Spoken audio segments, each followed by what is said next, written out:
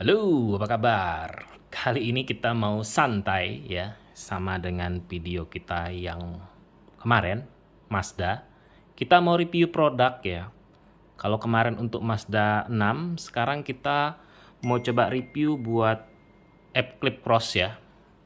Nih, jadi setelah saya melihat Mazda, rupa-rupanya untuk nih yang Mazda ya, nih bawah nih. Rupa-rupanya untuk Eclipse juga sudah ada nih ya, ada sekitar dua ya versi yang beredar. Kita coba buka yang versi pertama dulu ya. Nah, ini versi pertama ya, sudah ada 4 yang order. Ini videonya nggak jalan ya, coba kita geser dulu dikit.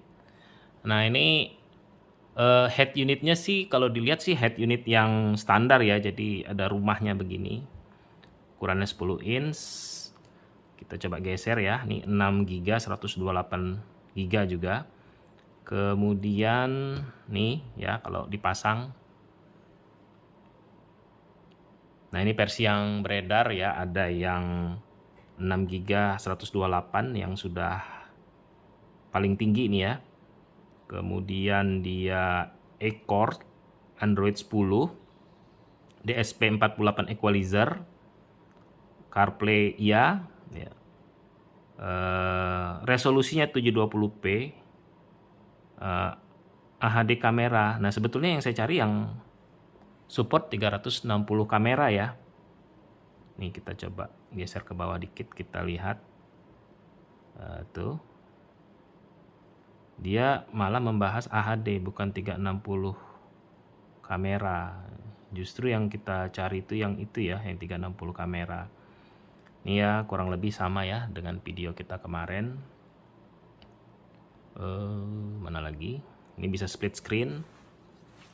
Kemudian equalizernya ya, tadi ada 48. Nih sayangnya nih CarPlay-nya masih pakai dongle ya.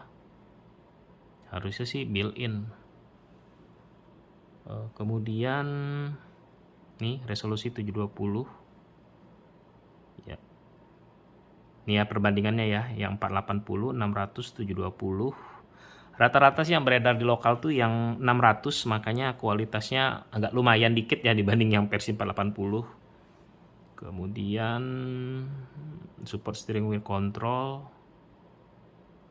rear view kamera. Sayangnya cuma rear view kamera ya, harusnya dia bilangnya support 360. Ini TPMS standar ya, kalau Android gampang. Nah, ini problemnya adalah dia tidak menunjukkan apakah dia support OM setting ya. Jadi kelebihan dari Eclipse Cross itu dia tuh bisa di otak-atik settingnya, seperti untuk lampu, kunci pintu, itu bisa diatur melalui head unit. Nah, kalau misalnya nanti diganti terus hilang fungsinya, tentunya jadi tidak maksimal. Kemudian ada touchpad di bagian bawah mobil, itu kan juga harusnya berfungsi juga, jangan cuma remote setir. Oke, itu yang versi apa ya, standar ya kalau kita bisa bilang ya. Ini kita buka satu lagi nih. Ya, ini kan sebetulnya versi standar ya. Jadi head unit standar, kita cuma siapkan rumahnya ya.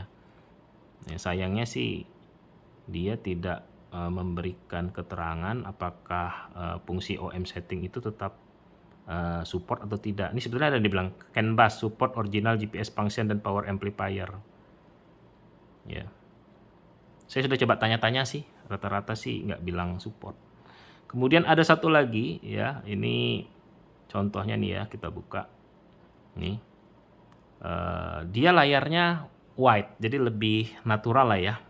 Jadi kalau mau beli mungkin idealnya yang versi begini nih, QLED ya, 720. Kemudian dia maksimal nih ya, 8 core, 6 RAM-nya 6, internal storage-nya 128, sudah support CarPlay dan Android Auto. Beberapa sih bilangnya nggak setting, tapi ada yang saya kontak ya, bilang bahwa touchpad-nya support, cuma dia nggak ada contohnya, dan saya cari di YouTube belum ada videonya. Oke. Terus yang jadi daya tarik itu sebetulnya sih menurut saya adalah kamera 360. Nah, ini mana ya settingnya ya? Nggak ada ya. Sebentar, kita buka dari sini mungkin ya, item description. Nah, ini dia nih. Tampilannya seperti ini. Ada yang bilang nggak support yang touchpadnya, ada yang bilang support, termasuk di dalamnya adalah OM setting ya. Ada yang bilang begitu. Nah, problemnya saya belum dapat jawaban nih. Apakah kamera 360-nya itu support melalui IC ya. Jadi ada yang memang bisa ditambahkan IC-nya sehingga kita nggak perlu modul khusus untuk menggabungkan gambar-gambar dari kamera 360 tersebut dari 4 sudut tadi ya, 4 kamera dijahit menjadi sebuah kamera, menjadi sebuah video 360 ya. Itu kalau yang versi lama itu dia pakai modul khusus. Nah, kalau yang versi baru tidak perlu modul khusus, cukup dipasangkan IC di head unit Android-nya, biasanya nambah sih uangnya. Kemudian nanti kita bisa touchscreen. Nah, selain touchscreen sebetulnya yang saya incar adalah remote setir. Jadi kita bisa operasikan melalui remote setir. Nah, kalaupun bisa nanti saya akan beli ininya, remote setirnya. Jadi kita upgrade. Nah, yang belum saya dapat infonya nih ya, kurang lebih sama ya. Kelebihannya ya, Android 10, 8 core, 6 plus 128, 4G ya kan. Layarnya 12,3 inci, QLED ya. Support steering wheel. Cuma nih rata-rata nggak bilang 360 kameranya nih. Ini DSP-nya ada berapa ya? Nggak dijelaskan di sini jumlahnya. Nah, ini speknya nih ya, bisa dilihat ya di bawah tuh.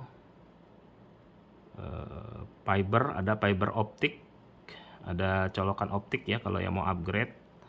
5.1 channel, kemudian split screen. Nah, kamera 360 sayangnya nggak ada ini. Memang saya sempat tanya ya, mereka jawabnya support, tapi dia mengirimkan yang pakai modul.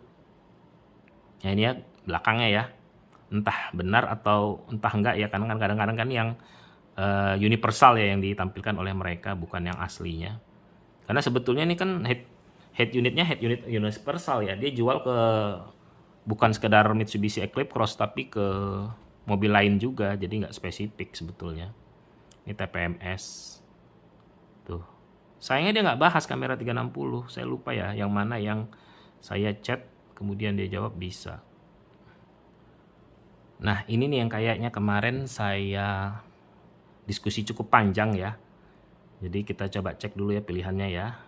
Ini ada yang RAM-nya 22 GB, ada yang 3 GB, dan paling tinggi 6 dengan internal memori 128. Ini harganya nih 8 juta, tapi sudah free shipping. Kalau mau yang murah yang ini, tadi beberapa murah ya, cuma kalau nggak salah mereka tuh nggak bilang bahwa support OM setting ya. Jadi ya terserah sih, kalau mau yang murah mungkin memang paling murahnya 6 juta nih, terlalu mahal ya dibanding yang lain tadi nih. Tuh. Sebentar kita buka ya. Kita intip speknya. Oke, berarti di bawah ya. Nah, seperti ini ya. Tuh. Ini produknya TPMS. Ini apa namanya, equalizer. Sayangnya memang mereka ini sebetulnya belum ada video yang beli khusus terus dipasang, itu belum ada. Jadi masih jatuhnya universal karena produk ini baru. Nih rasa-rasanya bulan kemarin saya cek belum muncul. Kemudian ini ya, wireless CarPlay Android Auto. Ini kemudian Bluetooth. Nah, ini kamera 360-nya ya. Cuma waktu dia kirimnya sayangnya pakai modul. Tapi ini kita lihat ya, ada jawaban terbaru ya. Ini pertanyaan saya ya. Saya bilang saya tertarik nih, tapi kamera 360-nya gimana? Pakai modul atau yang pakai IC gitu kan, built-in IC. Ini jawabannya nih, hello again about 360 kamera. Dia bilang bisa pakai yang mana aja dari aftermarket, dia bilang. Kemudian kamera bisa dioperasikan directly from Android head unit using touchscreen.